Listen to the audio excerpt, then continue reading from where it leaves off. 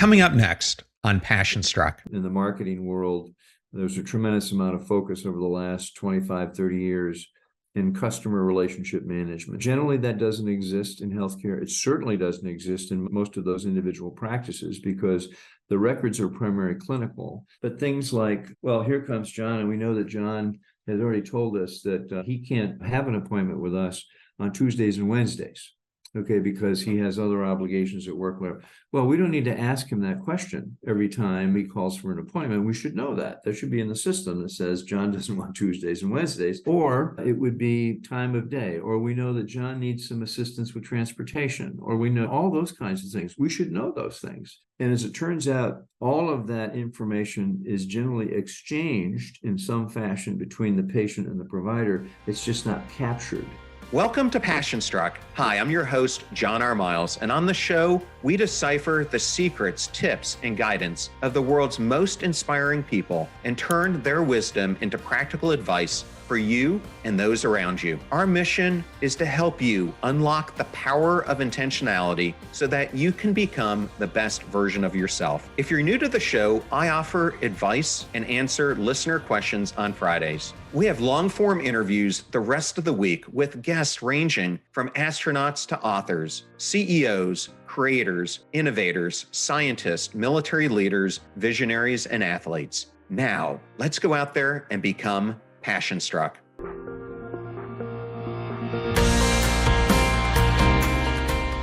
I'm so excited today to welcome Dr. Peter Yesawich, Passion Struck. Welcome, Peter.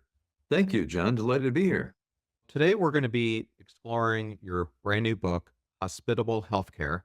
Love the title of it. But before we get into that, I thought it was good to dive into your background because you have an extensive one in marketing and communications in the travel and hospitality industry. But can you explain how, with that background, it led you down what I considered to be an unusual path of becoming a board member at the Cancer Treatment Centers of America? Sure. Wonderful question. I'll try to do this briefly for your audience, but going back to my school days, I have a doctorate in psychology, but I never pursued that with the idea of practicing clinically. I did it with the understanding of applying the principles of psychology really in marketing communication. So for about a 35-year period, I built a business that ultimately became, I think, the largest in the hospitality category, certainly this part of the world, where we created marketing communications programs for brands that you and your listeners would recognize. Back in the late 90s, however, I received an inquiry from then the chairman of the company by the name of Cancer Treatment Centers of America, CTCA to express it briefly. And the chairman had found me because one of the board members of the company at that time was the president of the Ritz-Carlton Hotel Company. And he had been recruited to the board because the chairman wanted more hospitable kinds of care delivered to his cancer patients. And he was aware of my work in service marketing, so he persuaded me to attend a board meeting as an observer one day, which was fascinating for me. I knew nothing about oncology. I knew nothing about the business of medicine. And I sat in the meeting and I marveled at the fact that the board meeting began with an unprompted recitation from a patient. And the chairman said, we're going to turn the floor to the patient. We're going to allow the patient to tell us the good, bad, and ugly on his or her experience, and we're not going to start this meeting until he or she is finished. And it was a fascinating kind of recitation for me. And I looked around the room and there were some really impressive people on the board. And I thought, wow, if this is an organization that is committed to that kind of patient centricity, there's a lot of merit here. He had asked me, because of my knowledge of service marketing, to join the board, which I did. I sat on the board for, I think it was about 16 years, but between 2010 and 2020, he actually asked me to take the reins of the marketing communications for the company. So I became the Chief Growth Officer for CTCA. And for those of your listeners who don't know that company, back in when I exited, we had 5 destination hospitals. I say destination hospitals because the majority of patients would travel from their hometown to seek care there, primarily as a result of the complexity of their diagnosis. And 10 clinics. We were treating roughly about 15,000 patients annually. We had, at one point in my career there, we had all 5 hospitals achieve 5-star HCAHPS ratings. We were one of 2 hospital systems in the country to do that. We were consistently rated at 95+% in terms of likelihood to recommend. And that always amazed me because we're talking about cancer. We're not talking about broken bones and other kinds of maladies, but many times with the diagnosis of cancer, the outcome is very sad.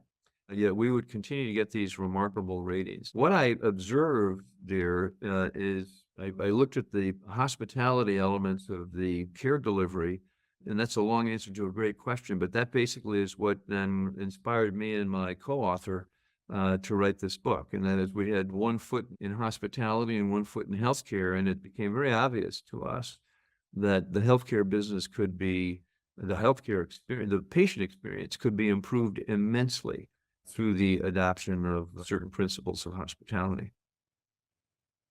Well, we're going to explore that in a second, but I wanted to go back to your marketing and communications background just for a second, because Sure.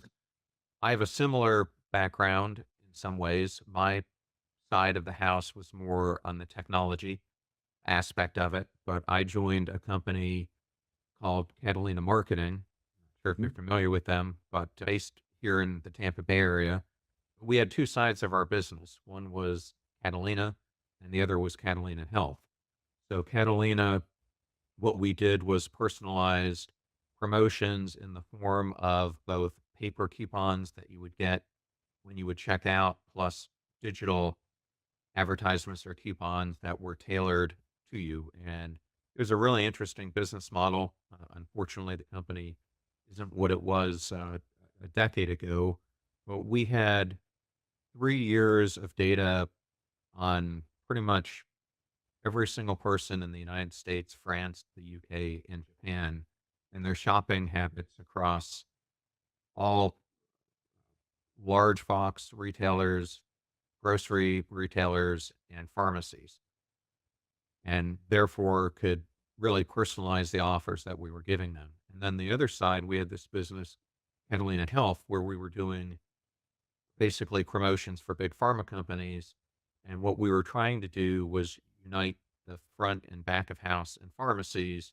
But then we developed a capability called total patient management, where we wanted to be able to provide different messages to a patient, both before they would enter a caregiver's location, but then afterwards, or when they would go to a pharmacy, to enlighten them to remember to take supplements or to do these lifestyle interventions, etc. Does any of that ring a bell with any of the work that you had done? Yes. One of the things that I think we highlight in the book is the sophistication in the hospitality business that has evolved over time in terms of understanding the preferences and the behaviors of customers, and then translating that into how you anticipate and serve patients in healthcare, whether it's the kind of thing you described, which is profiling previous behavior, to, and I don't want to digress, but it's one of my favorite topics, loyalty.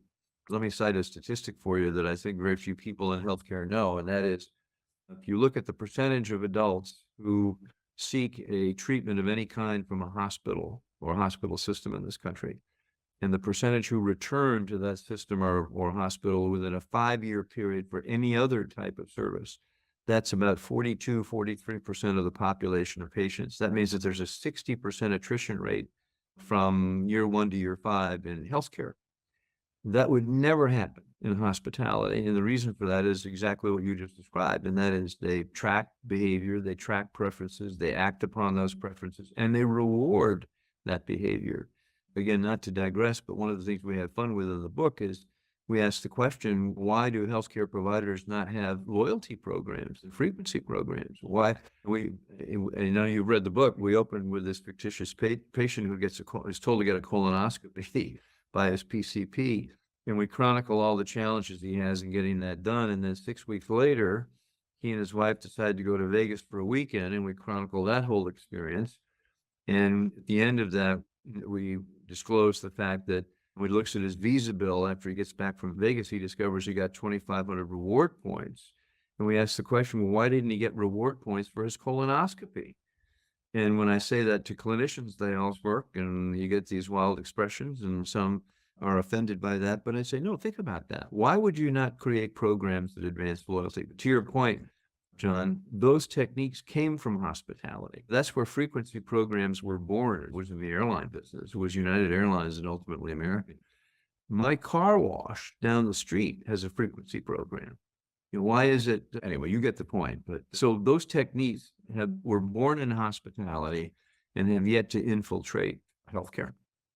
Yeah, it's interesting. This past year, I've had on two distinguished people from the hospitality arena. One was Will Guidara, and he's published a new book this past year called Unreasonable Hospitality. And then I had on Jeremy Fall, who opened up 14 restaurants. And one of the things that they both described to me in their interviews was that there's only so much you can do within the four walls of a restaurant. The most important thing that you can bring to life is the experience that someone has when they're there. And it's an interesting way to think about healthcare because you typically don't walk into your doctor thinking about having an experience because most of us have not had a pleasant one when we visit our doctors, so to speak. An interesting point. And I love to start this conversation with people who are interested in the topic by asking them a question. And that is, have you personally ever had a healthcare experience that went wrong? And everybody has a story. Most of us have multiple stories. But then I stop them and I say, well, think about what caused that. And rarely is it the clinical outcome. That's not what went wrong. It's the way the healthcare service was provided. And that takes us back into the realm of hospitality. And in the book, we introduce a model that we've created called the PAER model. Now, you'll get a chuckle out of that, as your listeners will, because when you say PAER to people in healthcare, heads turn. But our PAER is PAER, and it stands for prepare, anticipate, engage, evaluate, and reward. And those are the 5 steps in hospitality that we actually provide very actionable kinds of recommendations in the book, whether it's a PCP, a multi-practice office, whether it's a hospital system, where they can actually import those techniques. Because we know that in the hospitality business, one of the things they do exceedingly well is they prepare for arrival. So they know more about you. They know your room preference. They know your seat preference. They know your pillow preference, all those kinds of things. And one of the things that frustrates consumers of healthcare so much is the requirement of the clipboard and filling out all the information. And they say, well, gee, I was just here 3 months ago. Why do I have to do this again? Well, I realize that there are reasons for that, but there are also reasons to circumvent that, and to do this in a way that is a little more consumer friendly. But I guess the point I'm making is that our model has been crafted around the idea of taking demonstrated principles of hospitality in those areas. How do you prepare, anticipate, engage, and so forth? And for each of those, demonstrate a typical experience that a healthcare patient has and how they could really improve the patient experience. Now, the one thing I would mention too is one of the objections I hear appropriately from people, clinicians in particular, who read the book, who say, well, this is great, but hospitality is a need service and we're in the, is a want service and we're in the need service, right? So that you don't come to the hospital out of choice. Well, that may or may not be true depending on the reason for visit, but there's so many elective procedures. And if we talk about all the other kinds of procedures that are non-emergency in nature, where there is an element of choice for patients, all of these principles we believe apply. Well, let's dig into that a little bit more deeply, because you said in the book that you had conversations with 25 leading hospitality and healthcare professionals. Were there any insights from these conversations that particularly stood out to you or shaped your approach? Yes. And let me give you the kind of the grand perspective. The insight that came from those interviews, and by the way, I purposely attended multiple patient experience conferences since we started this process, just as an observer, to listen to the luminaries in that discipline. And here's the big insight. Everybody agrees it's a problem. The patient experience is a problem. There is no agreement on the solution to the problem. And so what happens is the dialogue tends to focus on, well, we know that people are upset with surprise billing, and we know that we're upset with wait times, and we know that and the list goes on and on.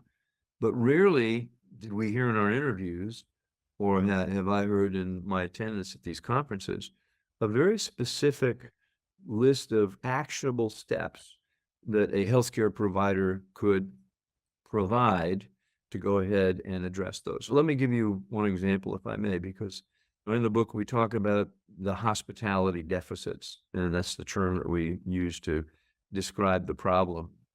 And the way we calculated that as we went out, I think, as John, and we did, rather than have two guys with an opinion, we went out and we did a national survey of 1,200 adults.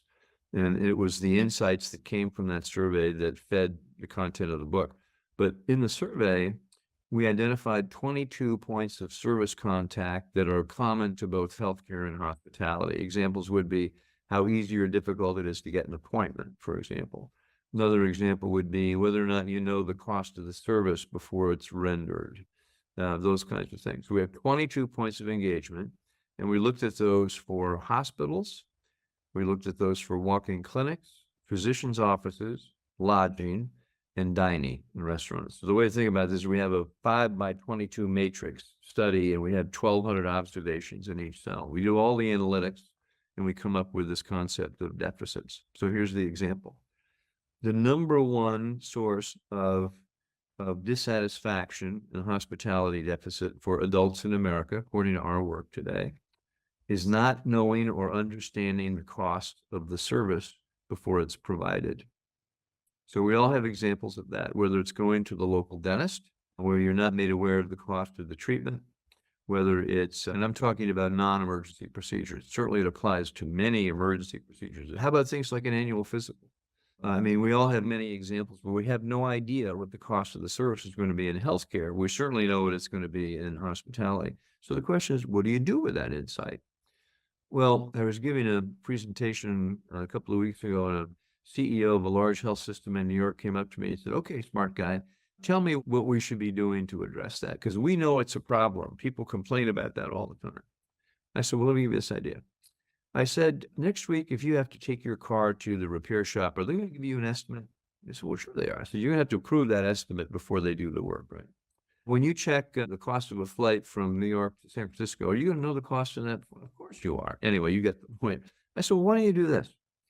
When you confirm an appointment, this is not emergency procedures. When you confirm an appointment for a patient, why don't you give them, with that confirmation, a pro forma estimate of the cost of the treatment or service that's going to be provided, with the disclaimer that that may be adjusted based on the examination, the tests that are going to be performed, and so forth.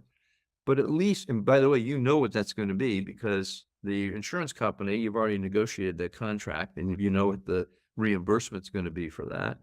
So why don't you go ahead and just give me that range estimate? And even if it's going to, if the actual cost is going to vary slightly, which you'll, disclose the reason why, what you've done immediately, and by the way, the copay requirement of the patient, what you've done immediately is you've diminished that hospitality deficit dramatically. So now people go, oh, it's going to cost me between $600 and $800. So then they can decide what it is they'd like to do with that information. So he said, it's interesting. I said, well, you have all of that information. And it obviously requires some software and some discipline to do that. I said, why don't you do that? So we never thought about doing that.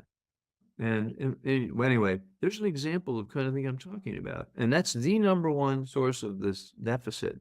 Now, naturally, it can be, the system would have some complications and debugged and so forth. But I offer that up as a practical example. It's funny, John, a number of these podcast interviews that I've done with hosts such as yourself, they all say, you know what, I got a bill the other day from my dermatologist that I didn't expect. I got a bill. Everybody got a bill they didn't expect. Now, I'm not talking about surprise billing. That's a whole other discussion, but I'm talking about unexpected bills. And I guess you get my point. And that is, I think the way to manage that in our PAER model is go ahead and give a pro forma estimate the time the appointment is confirmed. I thought maybe an interesting way, Peter, to go about demonstrating your PAER model was for me to give you a real life example. We've got a fictional one, Roger, in your book, but I thought Yeah. maybe I'll Sure. give you Love it. one from my life, and Love it. then you could go through after you hear what happened to me, how if they applied the PAER model, it could have been a different experience. Okay. So I get most of my services through the VA since I'm a veteran. However, oftentimes they don't have the capacity to do everything in routine services that they need to do for us. So they give us something called community care. So I was sent to community care for a neurology department. So what ends up happening is the VA sends over a fax to the clinic. This one happened to be a place called St. Anthony's Neurological Clinic here in St. Petersburg. And then that clinic is then supposed to receive that information and then contact the patient so that they can do an intake. In my case, I was told by community care that they had sent the information, and I waited 1 week, waited 2 weeks, didn't hear anything, went back, called community care again, and they said, well, it sounds like you're going to have to initiate the process with St. Anthony's. So then the only way to initiate that process is to call them. So the first 15 times I called, I could not get through to a human person because it would hang up on me before a human even answered the phone. Then when I finally did get through, I waited for over an hour to talk to a human who said that they hadn't received anything from VA and that I needed to have them resend it again. So after playing this game for a bit, I found out that if you call in the morning, you have basically no chance of getting a human on the phone. But if you call later in the day between 3 to 5, you've got a much better opportunity. So after going through this cycle multiple times, I eventually got the appointment set up. Once you get into the system, I found it to be very straightforward. The doctor was great. The treatment was actually provided much better than the VA did it, and in a much more uh, advantageous and quick way for me because I'm in and out of the office in about 20 minutes, which was great. Where this takes an hour to an hour and a half at the VA. But then about 3, 4 weeks later, I get the bill in the mail, and luckily the VA is paying for it. But this is a procedure that if you would go to most places would probably run you 700, maybe at tops, $1,000, and they were charging the VA $3,800 for it. Obviously, the VA is only accepting a fraction of that. Right. The price tag was just shocking to me. But interestingly enough, after I had gotten the bill, I actually got a satisfaction survey about the whole procedure, and it outlined the experience and then never received any feedback from it. That's just my personal example.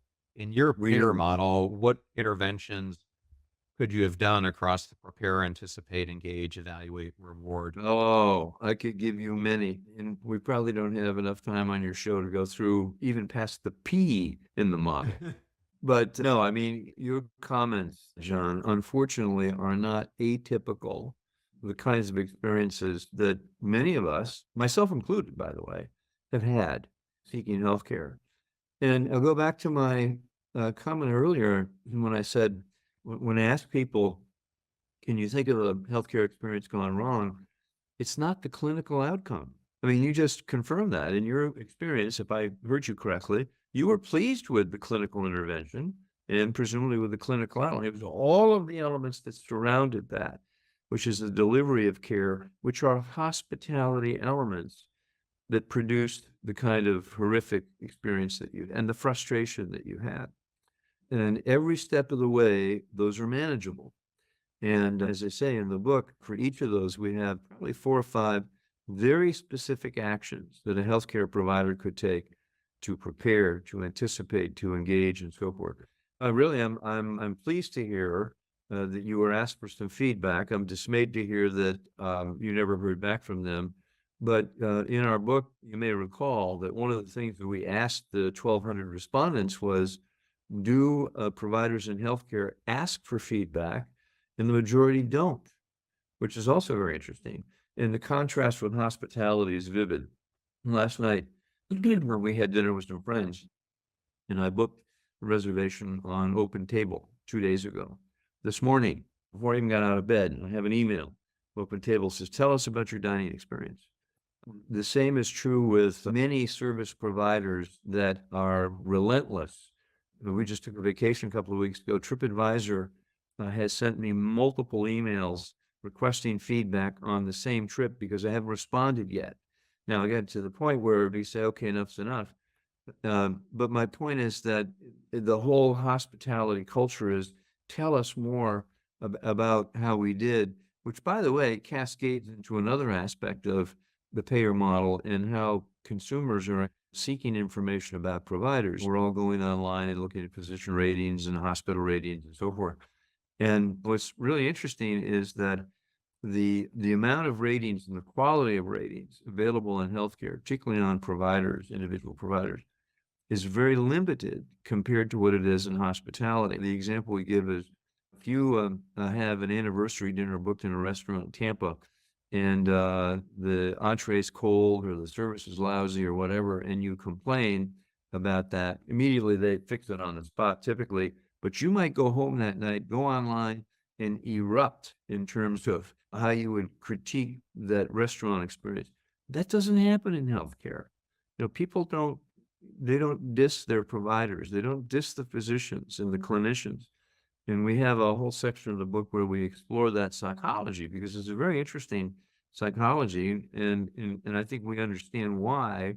But what that does is that it really diminishes the amount of kind of objective information that's out there for consumers to help make those choices. But anyway, long answer to a great question, but we could deconstruct your whole experience and I could give you very specific action items for the PAER model that would be that the VA, unfortunately, the VA has a reputation for being less than responsive. And I know that they're working diligently to try to improve that and applaud that. In fact, I had the pleasure of meeting the gentleman who's in charge of the patient experience at the VA a couple of weeks ago. And I can tell you that he is absolutely focused on trying to improve that, but it's like turning a cruise ship. It's a Herculean effort. Yeah. Well, I think the problem at the VA, and I think it's the same problem that you have in the civilian world, is that the whole way that the system, at least in the United States, works is everything is protocol based, meaning the way the whole system treats you is instead of looking at the tree and the trunk, they look at all the leaves and the branches. And Yep. I think it would be a much different experience if you had almost akin to functional medicine, someone looking at the whole person. This is what the primary care provider is supposed to be in the VA, but they're so overwhelmed they can't do it. I understand that. So you end up going to all these different providers that they send you to, and unfortunately, there isn't an interconnected system. And from an IT standpoint, master data system that's tracking this so that providers who are providing these other services are prompted to not only prepare for you, but to anticipate what the visit is going to do and then to Right. adequately engage in it. And I think having looked at this from a lot of my experience in Fortune 50 companies is part of the issue with the healthcare system and where it differs from a lot of the major businesses that people are familiar with is when people think about Lowe's, they think about Lowe's as a retailer. Well, actually, Lowe's is a big data company. If you would ask Lowe's, what is the one thing that differentiates them from True Value or Ace Hardware, Menards, Home Depot, it is the underlying data that they have, not only on the products that they carry, but most importantly, on the individual shopper who comes in the store and or visits the website or calls up the call center. Right. And Right. I think that is an extremely critical factor that these hospital systems healthcare centers, individual offices don't think about is the data that they have at their disposal. I mean, it's the same thing that Amazon does. Amazon has all these different capabilities, Right. but at its core, it's a data company. Yeah, you've also got obviously regulatory issues you have to deal with too in healthcare that make it a little more complicated, not to the extent that it's not possible, but it does add a layer of complexity when you start to profile preferences for patients. But you're absolutely right. You're absolutely right. And then there's the interconnectivity because the healthcare business is firewalled by provider. And that is most providers are not national in scope as they are in hospitality. They don't have a common database. So if you travel from Tampa to Atlanta and you stay in a Marriott, the people there are going to know you as well as the people in San Diego at the Marriott. Right? They have the database that informs them. That doesn't exist in the healthcare. Again, there's some regulatory reasons, but another reason is the structure of the industry right now. And one of the guys that we interviewed in our book was a gentleman by the name of Mike Levin, who was legendary in hospitality as the guy who grew the Holiday Inn brand. And he grew that into a brand that I think eventually had like 4,000 units or something across the world. And it was master franchising and understanding how to standardize service delivery throughout the system. And the point he made to me, which I agree with, is that there is a wonderful opportunity for franchise development in healthcare that really hasn't been explored because there's some wonderful brands that have reputations that would be highly franchisable. Now, the concern, and we did this at CTCA, by the way, we had many inquiries from individual health systems that wanted to import CTCA clinics for quality care into a hospital or even create a hospital. And the biggest challenge that we had was ensuring the quality and the consistency of the care delivery. And I realized that in healthcare, that's a lot more difficult than it is in hospitality. But the principle's still there. The principle's the same. And so one of the things that we state in the book is we think this is going to change because we think that one of the destinies in healthcare is there will be more franchising. There will be more national systems. And there's a consolidation that will be underway, driven by cost containment and hiring physicians and all the other things. But anyway, the parallels to us are very obvious. Well, if you just look at a company, Chick-fil-A, who my brother works for, the amount of data that they have on the stores and the ability for them to understand when a individual store is performing well or when it's not is amazing to me.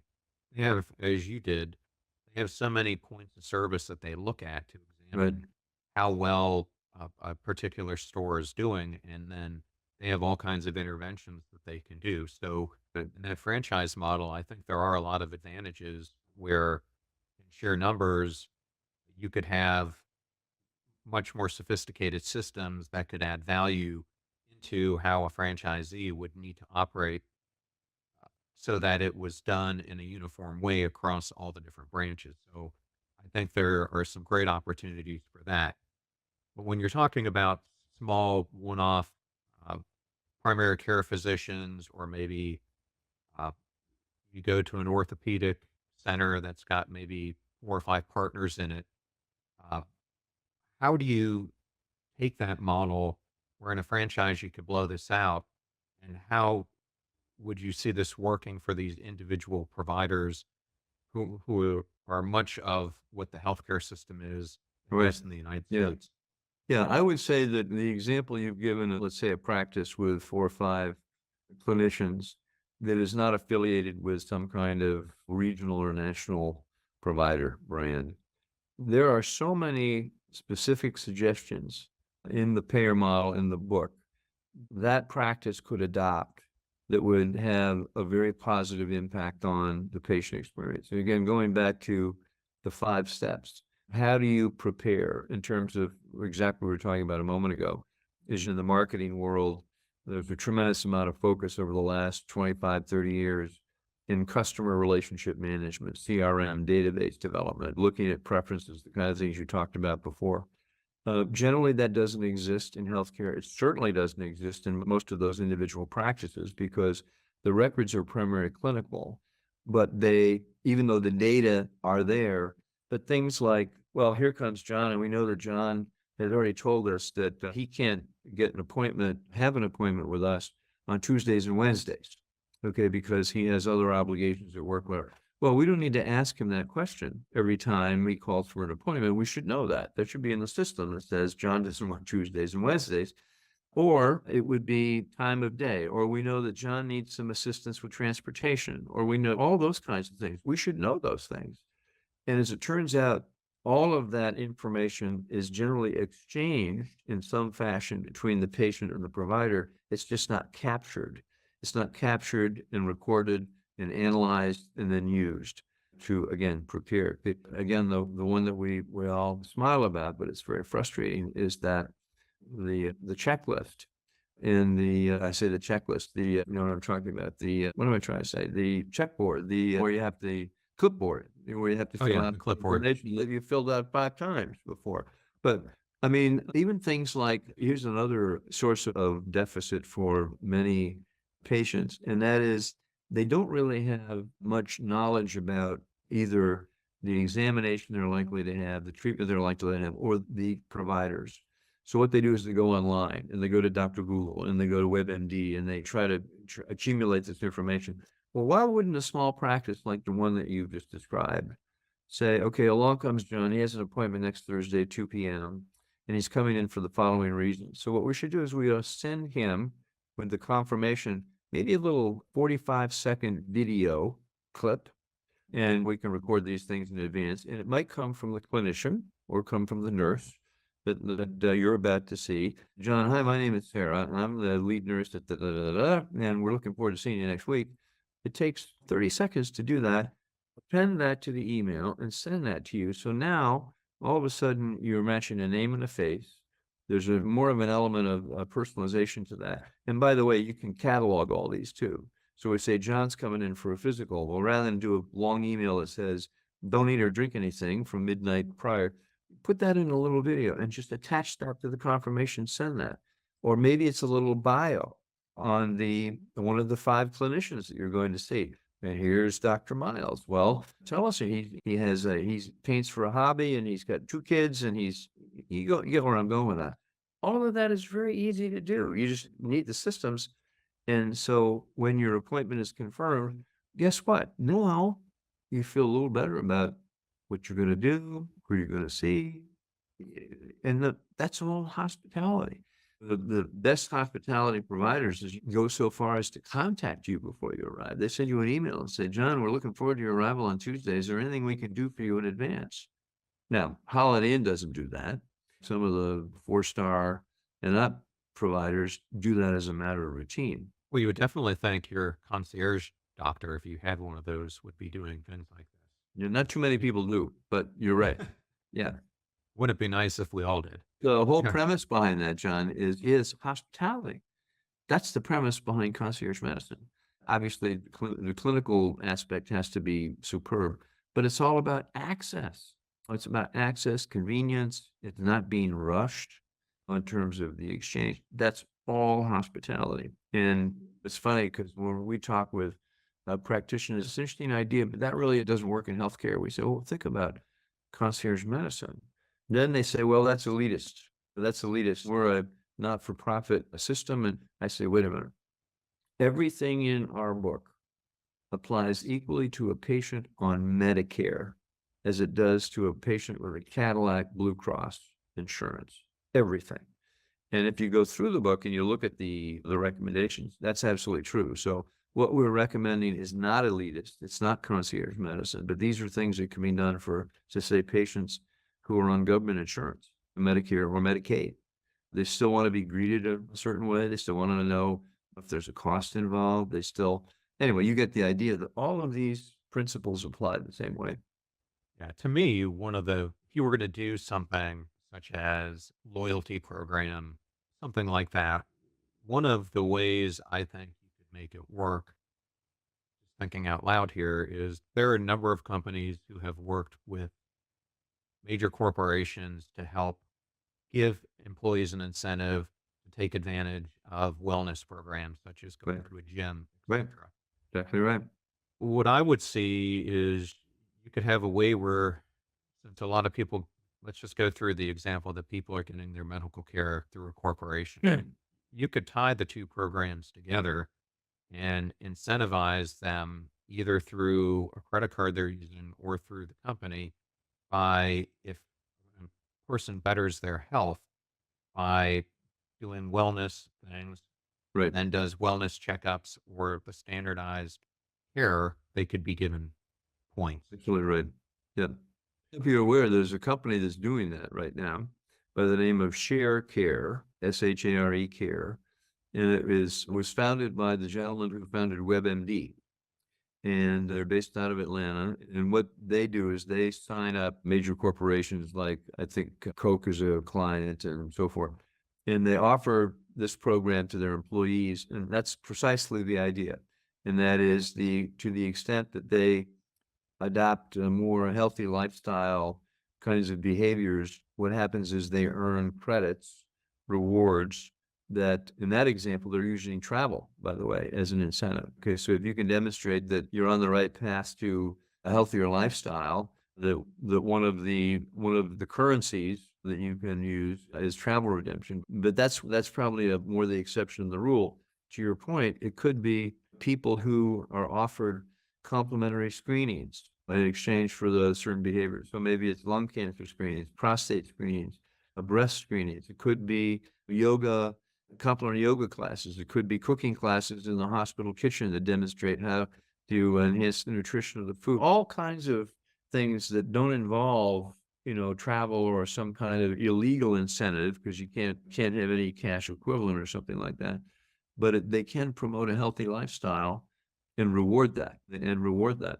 Very important, given what I shared with you before, 60% attrition in terms of people going back to the same health system for another healthcare service. I mean, as somebody who came out of hospitality, when you look at that attrition rate, you say, that's incredible, because that means they have to continue to find new patients. When I was at CTCA, we put as much emphasis on developing the relationships. Now, obviously in cancer, your goal is to cure the cancer, not necessarily to create repeat relationships, but through the relationships we had with family members and physicians who made referrals and so forth, they could see the progress that we would make with patients. That was very beneficial, as opposed to treating every patient as a transaction, which is the way it happens, unfortunately, in a lot of places where, so they go out and they spend more money on marketing to try to find a new patient, as opposed to in a less challenging disease. One of the things we know is when we get older, we require more healthcare. As a provider, wouldn't you want to have that relationship with somebody through their 40s and 50s and 60s? Anyway, that's the idea, but that doesn't happen in healthcare. Peter, I've got a final question for you. Sure. But you mentioned throughout the episode today that many of the recommendations in your book will be easy to implement, while others could be more difficult or even Right. controversial, like the one we just covered. Could you provide an example of a more challenging recommendation and why you would like the healthcare industry to consider it? I think it goes back to the one that I mentioned earlier in our discussion, this issue of knowing the price of the service before it's rendered. It's the number one source of aggravation dissatisfaction for healthcare patients. It's easily addressed. I'm not going to say it's completely solvable, but it's certainly addressable in a way that I think minimizes that frustration and anxiety that people have when they don't know the cost of the treatment, as demonstrated by the example I provided, and that is that healthcare providers basically know, I'm talking about non-emergency, they know, even for emergency, they know the cost of the service they're going to, the healthcare providers generally know the cost of the service that they think they're going to provide before they provide it, because all that's negotiated by contract with payers. They know that. And is that for the most part, that's hidden, from patients, which is one of the reasons why Trump back in 21 created that requirement for hospitals to post the cost of, I think it's now about 300 common procedures, so consumers could shop for them online. And that's been a challenge to get compliance there. Anyway, so my answer is, I think that is the single greatest source of this frustration aggravation. It is solvable. It's not going to be 100% accurate, but if I were to tell you, John, that the procedure you're going to come in for would cost you between $500 and $700, as opposed to not telling you anything, and then you get a bill for $680.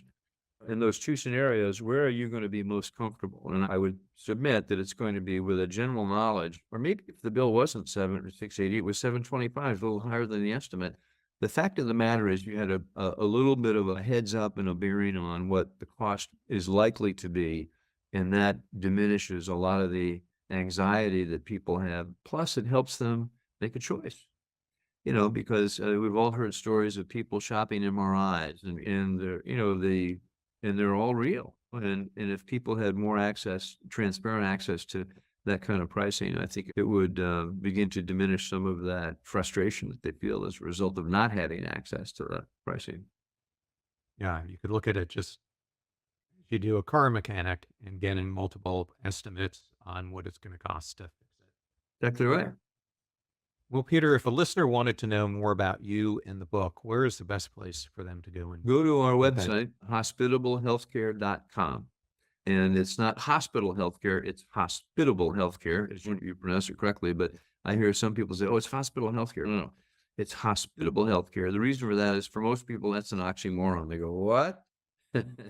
And that's why we have, by the way, the subtitle, which is just as important, hospitable healthcare, just what the patient ordered.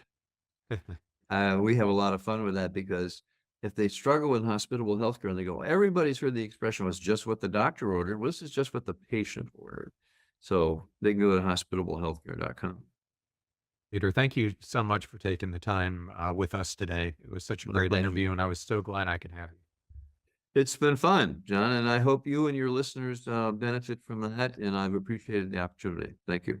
I thoroughly enjoyed that interview with Dr. Peter Yesawich, and I wanted to thank Smith Publicity and Peter for the honor of appearing on today's show. You're about to hear a preview of the Passion Struck podcast interview that I did with speaker and executive coach Finian Kelly, who reveals the transformative power of intentionality, a feelings-first approach to living and leadership. Learn how prioritizing feelings over outcomes can help you reconnect with yourself, reclaim your power, and unlock infinite possibilities in both your personal and professional life. I really love the word grounded because it really connects to what happens when you don't live in the comparison world, you practice presence. And this is one of the key intentions of intentionality is practice presence over comparison. When we're present, we are now living here and now, we're grounded, and we're not living in this fictitious story of the future or the past, which is where the ego hangs out. And the only place that our true divinity lives is here in this present moment. And when we drop into the present moment, we allow